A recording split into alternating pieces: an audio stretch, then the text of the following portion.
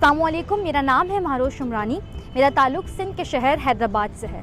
मैं इस वक्त मौजूद हूँ हैदराबाद के मशहूर किले पक्का किला में, जिसे गुलाम शाह कलोड़ों ने तामीर करवाया था। इसके बिल्कुल सामने ही है हमारे पास हैदराबाद की मशहूर सौगात हाजी रबड़ी। आइए आपको वहाँ लेके चलते हैं। मैं इस वक्त मौजूद हूँ हाजी रबड़ी की शॉप पे, जो कि वाक़ई है शाही बाज़ार में। हाजी रबड़ी की रबड़ी तो पूरे पाकिस्तान में मशहूर है ही, लेकिन आज हम इनके गोंद के लड्डू ट्राई करेंगे, जो सर्दी की सबसे मशहूर सौगात है। गोंद के लड्डू लोग बहुत शौक से खाते हैं और अपने अजीज़ रिश्तेदारों को अंदरूनी मुल्क के साथ साथ बैरूनी मुल्क भी तोहफे के तौर पर देते हैं।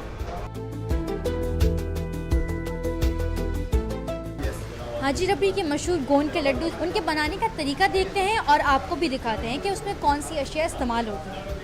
अस्सलाम वालेकुम जी भाई, आप बताएं हमें, आप किस तरीके से इन गोंद के लड्डू को बनाते हैं? देखिए, ये है जो है माछ की दाल का आटा है, और ये है सूजी, ठीक है, और ये आ गया खोपरा, और ये गोंद है जो गोंद के लड्डू कहलाते हैं उसकी, और ये किशमिश होती है, और ये हो गई अपना इलायची, और ये खोपरा पाउडर हो गया, और ये है पांचों मगज, और ये है बादाम और पिस्ते, ठीक है। उसके बाद सब चीज़ें मिक्स करने के अलावा फिर उसके अलावा ये होते हैं फूल मखाने जो कहते हैं ना उसको, वो हैं। उसके बाद अगर उस सूरत में तैयार होने के बाद देसी घी के अंदर होता है ये तैयार, देसी घी में अगर अपन पकाने के बाद तैयार करके इस सूरत में आ जाता है।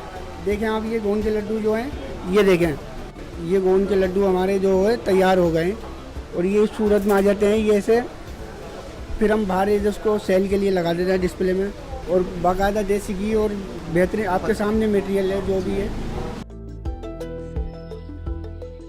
हम लोग खुद भी घर में बहुत शौक से खाते हैं, और अपने कुछ रिश्तेदार जो मेरे अंदरूनी सिंध रहते हैं और जो बाहर रहते हैं उनको भेजती हूँ।